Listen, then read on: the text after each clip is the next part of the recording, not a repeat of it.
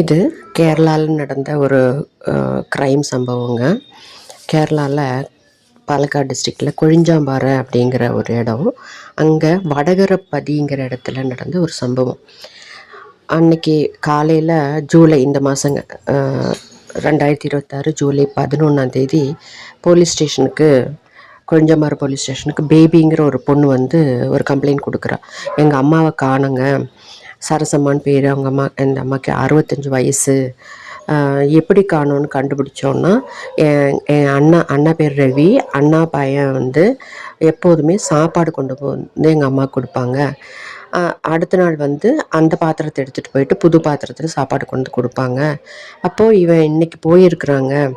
போய் பார்த்தா அந்த நேற்று வச்ச சாப்பாடு அப்படியே இருக்குது, வீடும் திறந்துருக்கு. நாங்கள் எல்லா பக்கம் விசாரிச்சிட்டோம், பக்கத்துலலாம் கேட்டோம், யாருமே எங்கள் அம்மாவை பார்க்கலை அப்படின்னு சொல்கிறாங்க. அப்போ நீங்கள் தான் கண்டுபிடிச்சி தரணும்னு இந்த பொண்ணு பேபிங்கிறவங்க கம்ப்ளைண்ட் பண்ணுறாங்க. போலீஸும் வர்றாங்க. போலீஸும் வந்து பார்த்தா இவங்க சொல்கிறதெல்லாம் உண்மை, சாப்பாடு அப்படியே இருக்குது, வீடு திறந்துருக்குது, அந்த அம்மாவை எங்கேயுமே காணோம் அப்படின்ட்டு போலீஸும் பக்கத்தில் இருக்கிறவங்ககிட்டலாம் விசாரிக்கிறாங்க. அப்போ அவங்கக்கிட்ட கேட்குறாங்க, இந்த அம்மாவை பார்த்தீங்களா அப்படின்ட்டு. இல்லை, நாங்கள் யாருமே பார்க்கல அப்படிங்கிறாங்க. அப்போ தான் அவங்க இந்த டவர் இருக்கு இல்லைங்களா, செல்ஃபோன் டவரில் அந்த சர்வீஸ் ப்ரொவைடர்கிட்ட கேட்டு எந்தெல்லாம் ஃபோன் வந்து வெளியிலேருந்து திடீர்னு இங்கே வந்து ஆக்டிவேட் ஆகி ஃபோன் பேசியிருக்காங்க, இந்த லொக்காலிட்டியில் இல்லாதவங்க, புதுசாக வந்தவங்க யாராவது இருக்காங்களா அப்படிங்கிற தகவலும் கேட்குறதுக்காக அனுப்பியிருக்காங்க சைபர் செல்லுக்கு. பாலக்காடில் சைபர் செல்லுக்கு அனுப்பிட்டாங்க. அதோட பேரலாகவே என்ன யோசிக்கிறாங்கன்னா போலீஸு, இந்த இடத்துல ஒரு சின்ன இடம், அங்கே வந்து ஒரு கிராமம், அங்கே வந்து சிசிடிவி கேமராஸும் இல்லை, அதனால் அதன் மூலமாகவும் அவங்களால ட்ராக் பண்ண முடியல. அப்போது அவங்க அடுத்தது என்ன யோசிக்கிறாங்கன்னா, இங்கே வேலை பண்ணுறவங்க யாராவது கொஞ்ச நாளாக மிஸ்ஸிங்காக இருக்காங்களா, அந்த 11ஆம் தேதிக்கு மேலே வேலைக்கு போகிறவங்க யாரும் திரும்பி வராமல் இருக்காங்களான்னு எல்லாம் விசாரிக்கிறாங்க. அப்போ தான் பக்கத்தில், இந்த பாட்டி வீட்டுக்கு பக்கத்தில் உதயகுமாருங்கிற பையன், எப்போதுமே அங்கே வேலை பண்ணுற பையன், அன்னைக்கு காலையிலேருந்து மிஸ்ஸிங். 11ஆம் தேதி இந்த பேபிங்கிறவங்க போய் கம்ப்ளைண்ட் கொடுக்குறாங்க.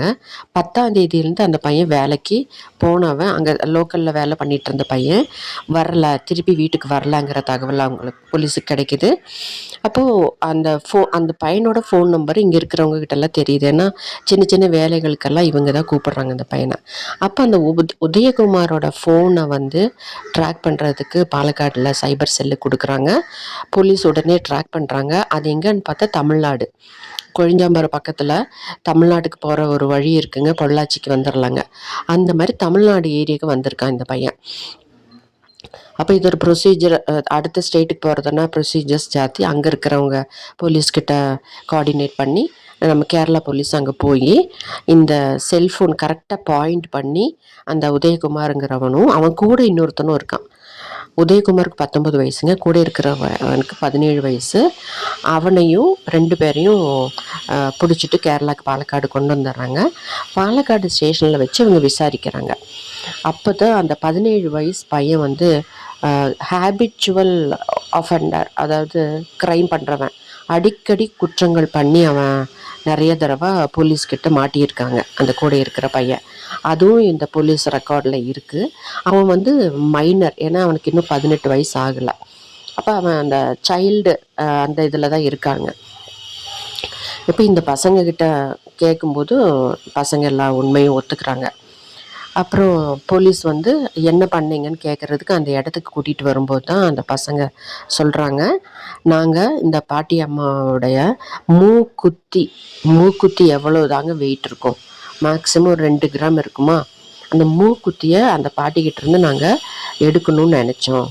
அதுக்காக அந்த பாட்டி என்ன பண்ணோன்னா, நாங்கள் ஒரு சாரி வாங்கியிருக்கோம், வந்து பாருங்க அப்படின்னு பக்கத்தில் எங்கள் வீட்டுக்கு அந்த பாட்டியை கூப்பிட்டோம். அந்த பாட்டியும் நம்பிட்டு எங்கள் கூட வந்தாங்க. வந்து சாரியை பார்க்கும்போதே நான் வந்து ஃபஸ்ட்டு தலையில் கட்டையை வச்சு தலையில் அடித்தேன். அப்புறம் நாங்கள் 2 பேரும் சேர்ந்து அந்த பாட்டியோட கழுத்தை அறுத்து கொன்னுட்டு என்ன பண்ணினோன்னா, பாத்ரூமில் ஒரு பெரிய ட்ரம் இதுக்கு முதல்ல வாங்கி வச்சுருந்தோம். அந்த ட்ரம்மில் இந்த பாட்டியோடைய உடம்பை போட்டு எரிச்சிட்டோம். எரித்து அந்த எரித்த எலும்பை ஒரு சாக்கு மூட்டையில் போட்டு ஒரு குழியை தோண்டு அதில் நாங்கள் புதைச்சி வச்சுருக்கோம் அப்படின்ட்டு அந்த புதைச்சி வச்சுருக்கிற அந்த இடத்துக்கு கூட்டிகிட்டு போகிறாங்க. சாக்கு மூட்டையில் அந்த பாட்டி அம்மாவோட எலும்புகள் மட்டும் கிடைக்குதுங்க.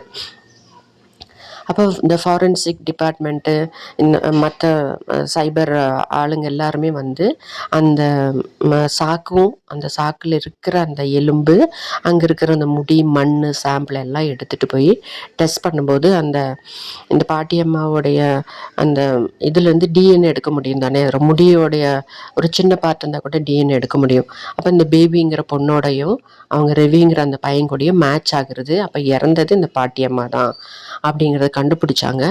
ஆனால் இந்த 2 பசங்களும் ஒரு சின்ன மூக்குத்திக்காக ஒரு 65 வயசு மதிக்கத்தக்க ஒரு மூதாட்டியை கொன்னது கேரளாவில் ரொம்ப பரபரப்பாக பேசப்பட்டதுங்க ஜூலை மாதத்தில். அதுவும் சின்ன பசங்கங்க, 17, 19, ரெண்டு பேருக்கும் அந்த தான் வயசாகுது. எப்படி இவங்களுக்கு இவ்வளோ தைரியம் வருது? எப்படி பிளான் பண்ணுறாங்க? என்ன நம்ம சொசைட்டி எங்கே போயிட்டுருக்கு? அது பார்த்தா நிஜமாவே நமக்கு ஒரு கவலையான ஒரு விஷயமா இருக்குது.